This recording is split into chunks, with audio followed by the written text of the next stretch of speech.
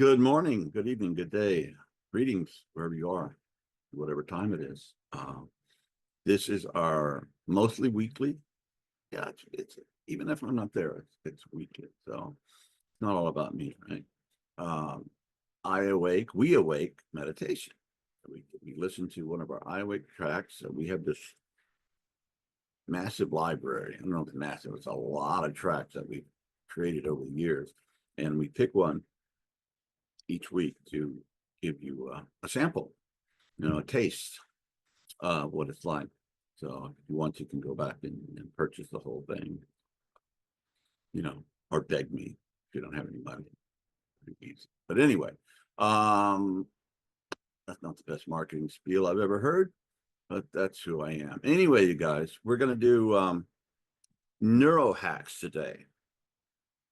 And it trains to beta, midday, and theta, and delta concurrently. And we're doing track 2, track recharge.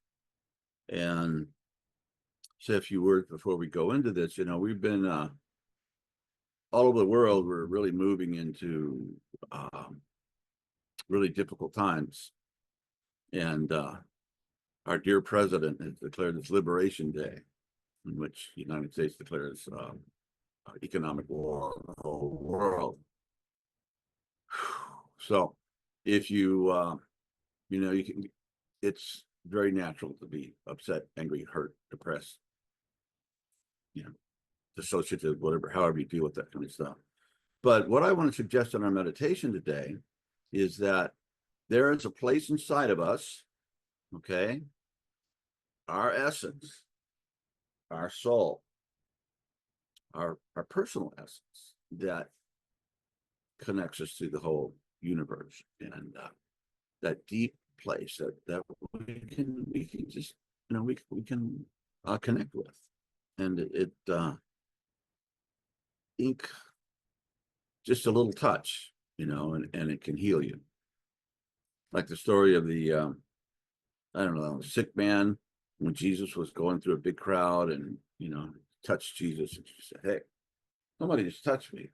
The disciple said, "Dude, there's people all over the place. Everybody touching you." He said, "No, something just happened."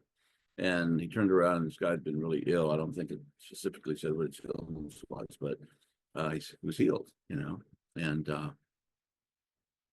that can happen, and that can happen inside of us. So today our meditation, besides just giving us energy, and sorry, I've got hair in my eye. Let's think about going to that place inside of us that is already liberated, that doesn't need to be healed, and it's already there.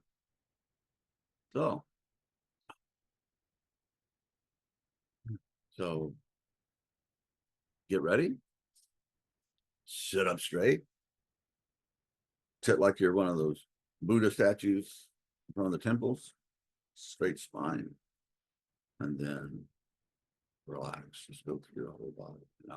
I'll do this little thing that I do. I just go 5, relax, and down to 0. Then every time I say relax, just feel parts of your body, your jaws, your upper back, shoulders, your gut, your legs, your feet,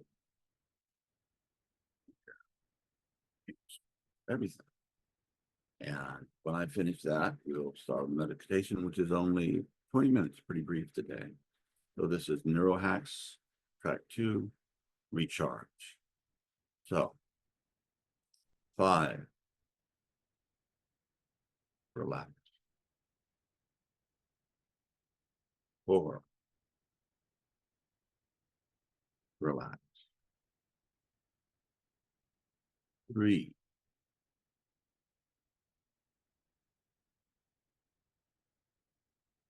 two, relax. 1, relax. 0, total and complete relaxation. Let us begin.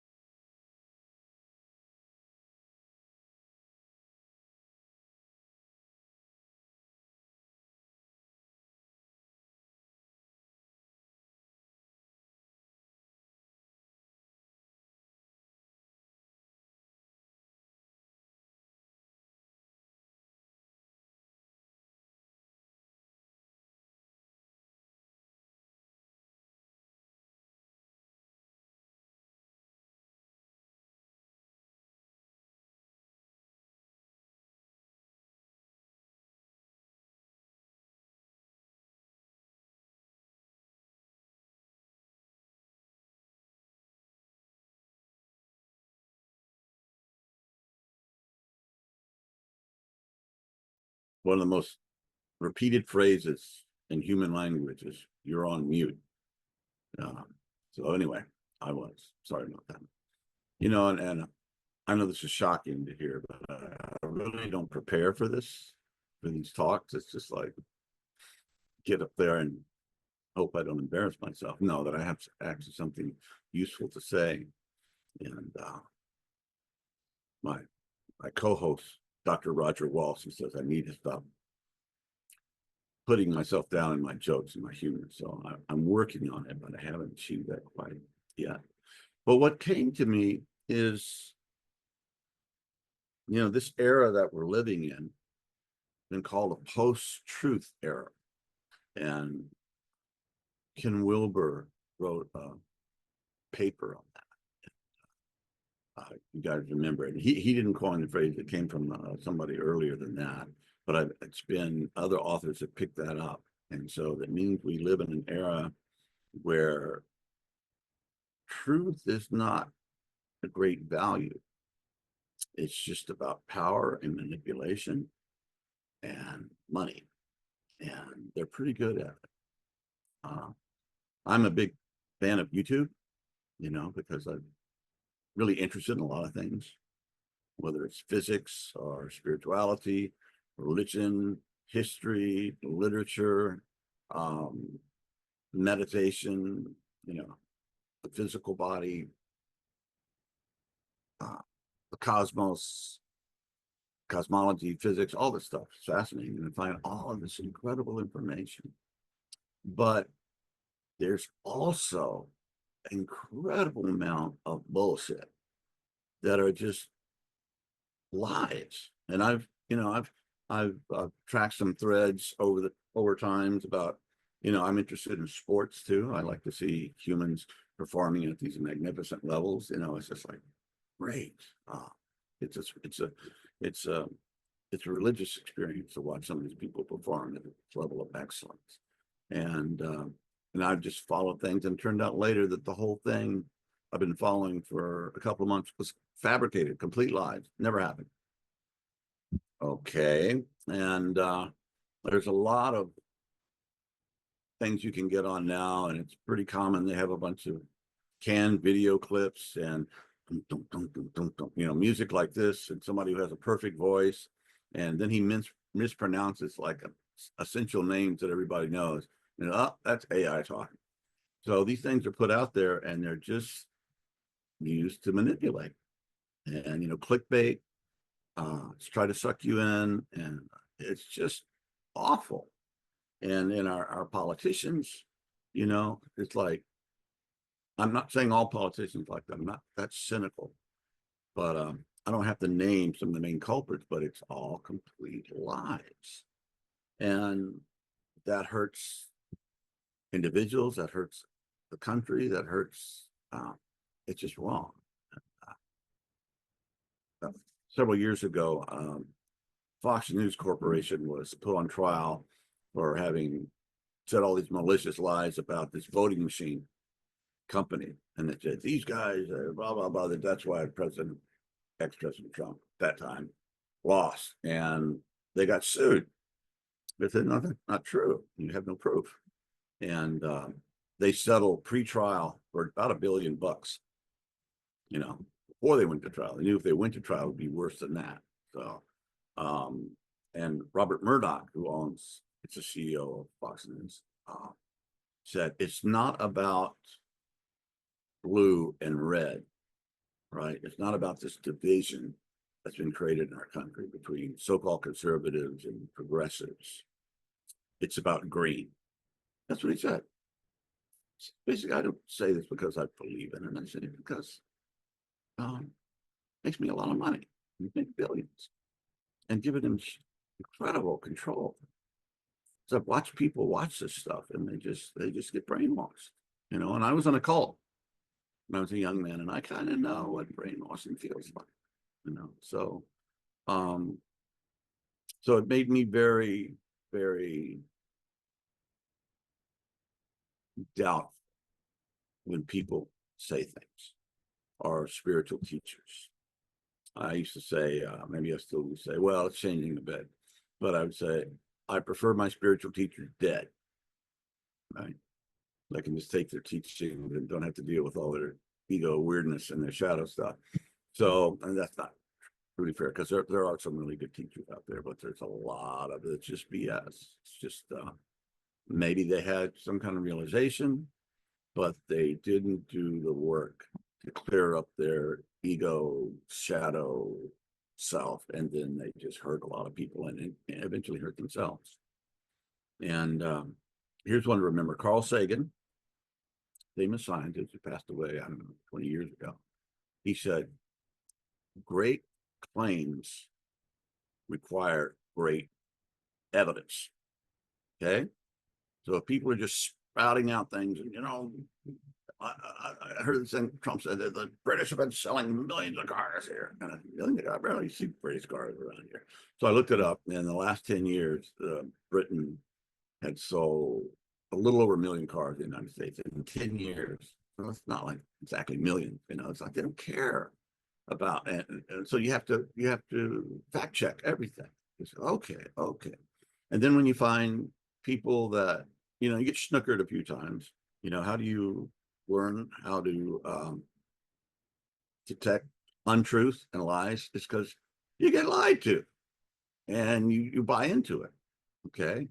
And so with experience and wisdom and interior guidance, you can start becoming more truthful, get sources of news. I don't suggest that we completely drop out and just turn off the news and don't listen to it because it's too painful.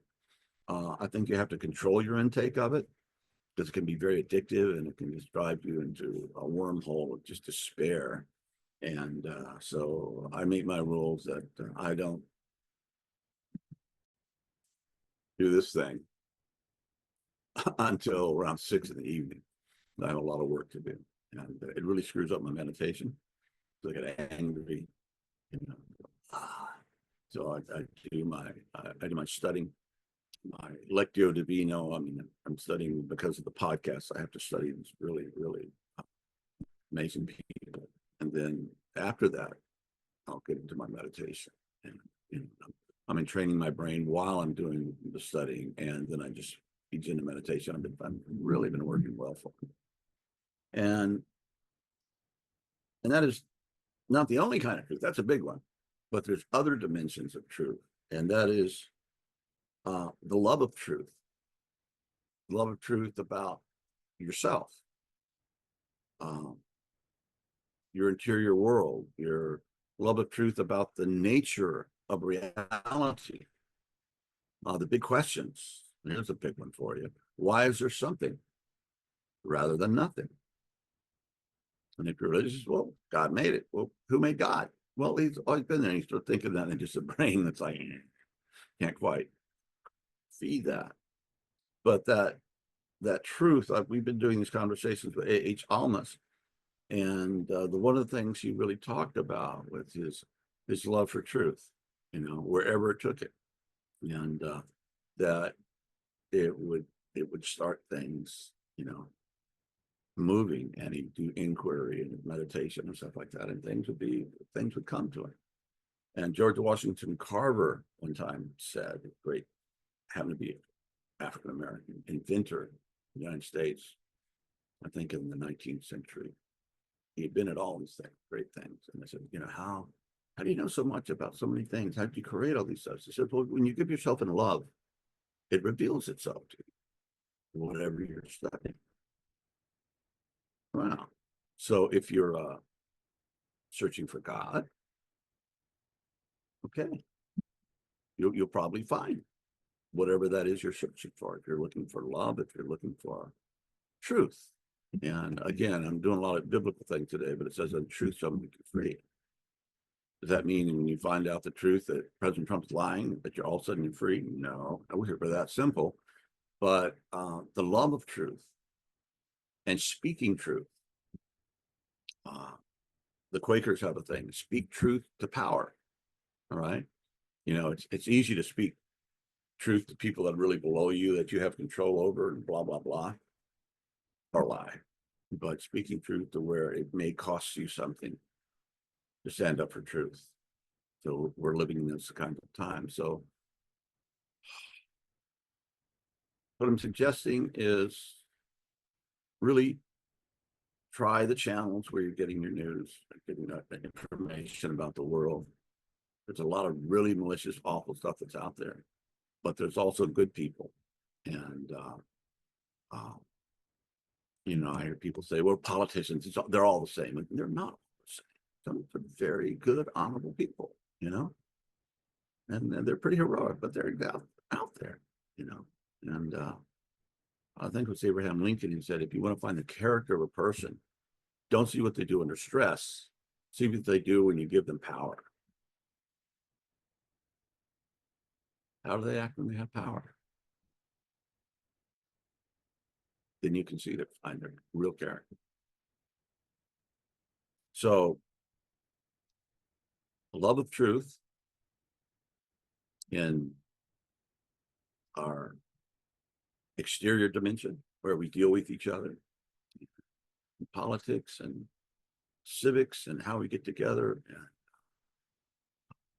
And, that comes from cheating on your taxes, or cheating on your wife, your girlfriend, your boyfriend, or just truth.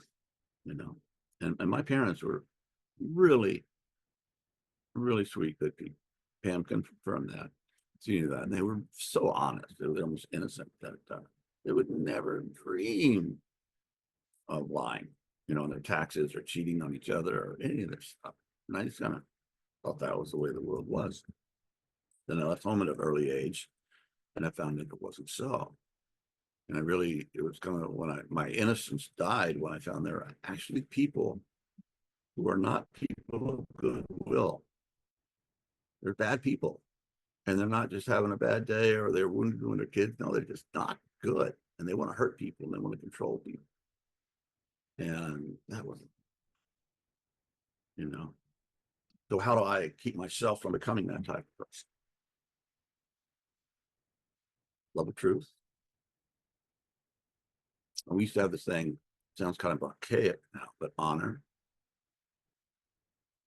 You don't want to do things that defile your own soul, your own spirit. Things that when you look in the mirror, you just kind of look away. Did I just really do that? And the bad thing about doing that is that the more you lie, the easier it gets. Conscience resisted loses its power over the mind. So I know we've all said lies, we've all done that stuff, but man, own it, check yourself, and don't do it again. So I'm going to do better now, better in the future. I'm going to be an honorable man, or because my personal integrity matters in this world. It matters for those who came before us, and it matters for those that are going to come after us. You matter.